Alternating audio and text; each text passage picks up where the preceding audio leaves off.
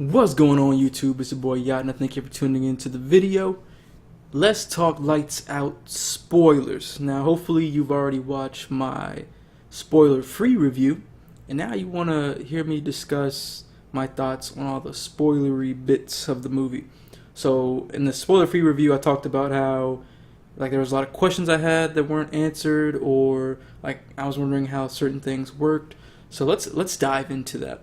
So right off the bat, the first question that I have, I'm just gonna go through all of them out of order. Just what all the questions I had walking out of that movie. So question 1 is, so Diana died from that light experiment, right? Now, as a reminder, this is the spoiler review. So if you made it this far, you need to get out of here if you haven't seen the movie yet. This is all spoilery. I'm about to spoil the shit out of this movie right now. Make sure you go watch the spoiler-free review. But, alright, getting back to it. So Diana died from that extreme light experiment, right? And she was getting all up in the head of the mom. Now, what I'm trying to figure out is, how did she sort of get connected with the mom, right? So was it just because they were friends and she was sort of all up in her head? Was it like a supernatural thing? Like, did Diana have powers as, being alive? Did she have powers? So, they mentioned they said that she can get inside the head. Like her dad killed himself. He painted on the wall in blood like, she's in my head. So does she have some sort of supernatural powers so that after she died, she sort of just connected with the mom? Or was the mom just projecting Diana because she was in this bout of depression? That was not answered, and it was very unclear. All we know is that there's this ghost version of Diana, and somehow she was tied to the mom. And as far as we know, currently, there's a sequel coming, but as far as we know right now, Diana ceased to exist after the mom killed herself. But they didn't really explain the whole imprinting of Diana onto the mom.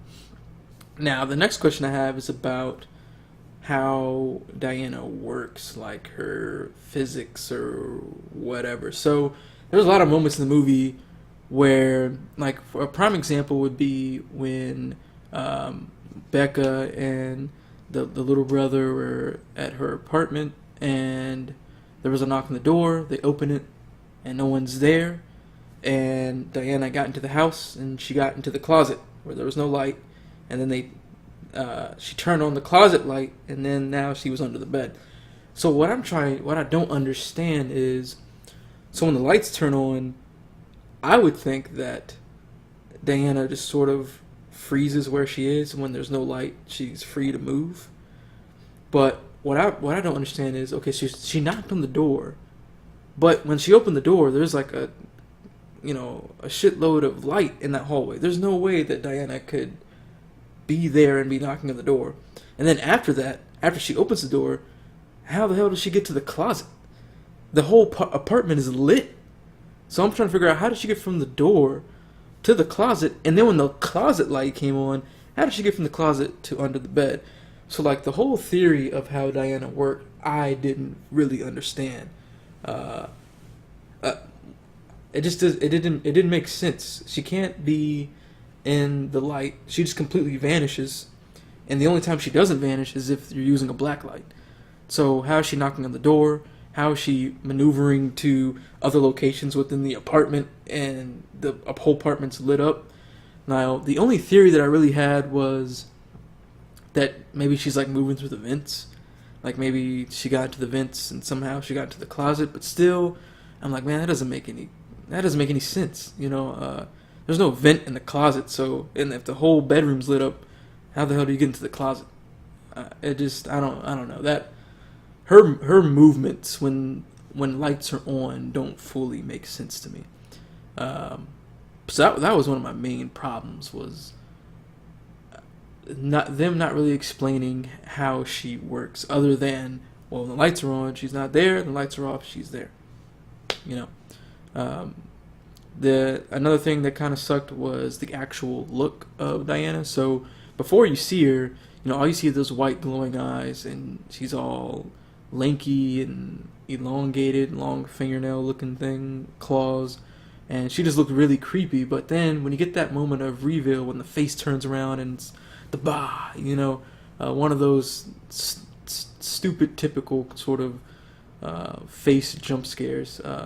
She didn't really look that scary. Like she just looked like I guess it made sense in the realm of she was extremely burned, so her whole body's burned, so her face was a normal woman's face, but just a severely burnt one. So she was like a burnt witch in a way. But I was hoping for something a little bit more creepy. Like I almost feel like the character in the short was more creepy than the look of the one in the movie. But I don't know. But that's another issue that I had with the movie. Now, a brilliant thing with the movie was all the smart stuff they did to avoid Diana. Like there was no hesitation. Like, oh, the light is off. I need to get to a light source. There's no hesitation. I'm not gonna sit here and think about it. Like I'm getting to the next light source and I'm trying to survive. The smartest person in the whole movie was definitely the boyfriend. Like he did some smart stuff, and I was just surprised that he hung out as long as he did. Because you probably would have been like, man, this family's crazy as hell. They think that there's some ghost that's only in the light. I mean, let's just be honest. The pub must have been really good for him to be hanging out like that. That's just my opinion, but he stuck around and he did some smart stuff, man. Like when they got locked into the basement and she started trying to attack him, and he used his phone. Well, I think one of the coolest moments was when he ran outside, and he had a dumb moment for a second because he didn't realize that there was like this shadow gap where there's like that archway. He went under it, and she freaking tripped him and pulled him back in, picked him up, and then took out his keys and turned on the headlights. Like I was like, yo, this dude's smart. He looks dumb, but he's smart. You know what I mean? But that was cool, and they, overall they did a lot of smart stuff with the lights and using candles and different things like that to make sure that they survive. Something I thought was funny. I'm surprised that Becca didn't put it together that Diana killed her father. I saw that like a mile away, and I'm surprised that her and the mom believe that he just ran away, especially with the little boy's dad just being, freaking wrecked. I mean, I thought it was pretty obvious. Hey, yeah, your dad was probably killed by Diana, especially when she drew a freaking picture and crossed out in black, your dad, and then put her up there. I'm like, come on, like let's be real. But I thought the plot was cool, man. Especially, like it was so unique because here we have this ghost, and the mom is in a way friends with this ghost, friendly in the manner of she's trying to get her son to be friends with Diana. Like I thought it was such a like weird and interesting but cool moment when the mom and the son are watching the movie, and she goes and turns off the lights. The son's freaking out, and she's like, "Hey, it's cool. Look, man, let me explain to you. I have this friend Diana, and she got extremely hurt, but she's my friend. Da da da da." And there's Diana on the couch, and that part was creepy as hell. There's Diana on the couch, and the son's freaking out because he's like, "This isn't normal." You know what I'm saying, Mom? This is not some normal shit. You know what I mean?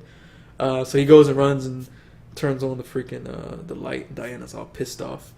But I thought that element was so interesting. I'm like, I can't. It doesn't come to mind instantly like a movie where we've had this sort of scenario where the character was really cool with the ghost, but the ghost is pissed off with the rest of the family and different things like that. Now, the ending was a little sad, and I figured that it was going to go one of two ways. The mom was going to have to kill herself, which she did, unfortunately. But I also thought that this would be like a cool alternate ending. I thought when she had the gun and she was like, "Oh, that doesn't hurt me," I thought that Becca was going to go run and grab the black light so she can't disappear, and then the mom was going to pop her in the head and then put her down.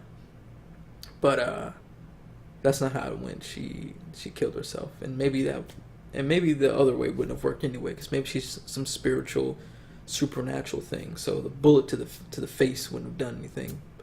But who knows? Or it would have been cool if they had some cool moment where, like, they built some trap with a crap ton of lights, and they trapped her in there, and then turned them all on, and just burnt her ass alive. Like, that would have been a cool moment, a cool little trap if they somehow pulled that off. That would have been interesting as well. But I mean, overall, I mean, like I said in my spoiler-free review, the movie's decent. I gave it a B minus. It's not a bad movie, but it wasn't great. And one of the things that really, I think, held it back was it wasn't as scary as I was hoping it would be. Like, the little scare moments that they had, like, especially the end. The ending was really tense. Like, I was really gripping the seat, you know.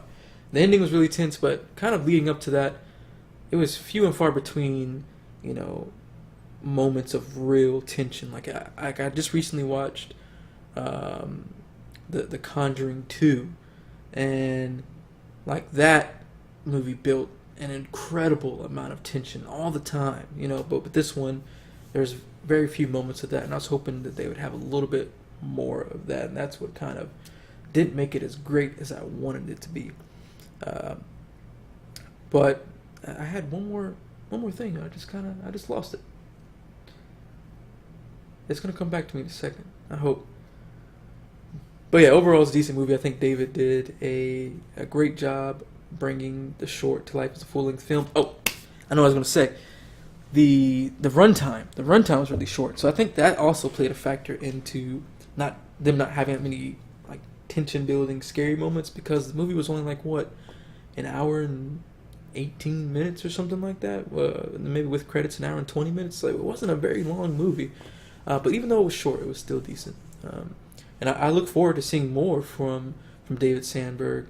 One thing I do also want to mention in the spoiler review, I thought it was cool that his wife, I think it's Lotston, it was cool to see her cameo in the beginning of the film, because of course she was in the short, so it was cool that they allowed her the opportunity to cameo in the beginning.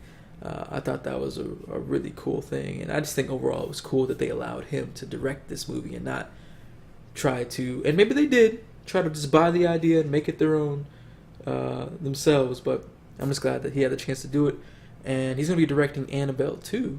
So Annabelle was okay. It wasn't horrible. It had a lot of stupid stuff, but I thought it had some really good scare moments. The scare moments in that I thought were even better than the ones in Lights Out.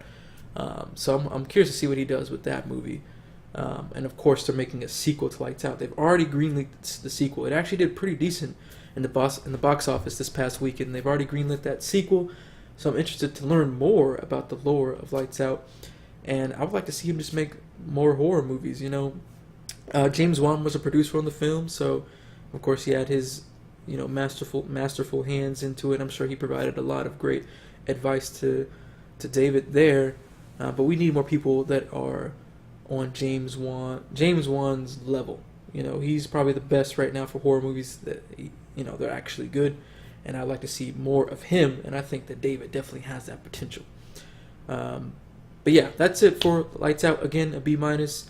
If you want to see more details about my dislikes and likes in the movie, make sure you check out that spoiler-free review. If you haven't, I go into my list of reasons of liking and disliking the movie. But thank you for joining me in the spoiler discussion. What did you guys think about the movie? What were your theories on how Diana works, or how she's connected to the mom? Yeah, let me know all your theories down below in the comments. But thanks for tuning into this video and joining me on the spoiler discussion. If you like this video, go ahead and give it a thumbs up. And of course, show your boy some support. Hit that red subscribe button so you can be notified of when all of my great content comes out. Again, thank you so much for joining me, and I'll see you on the next video. Peace.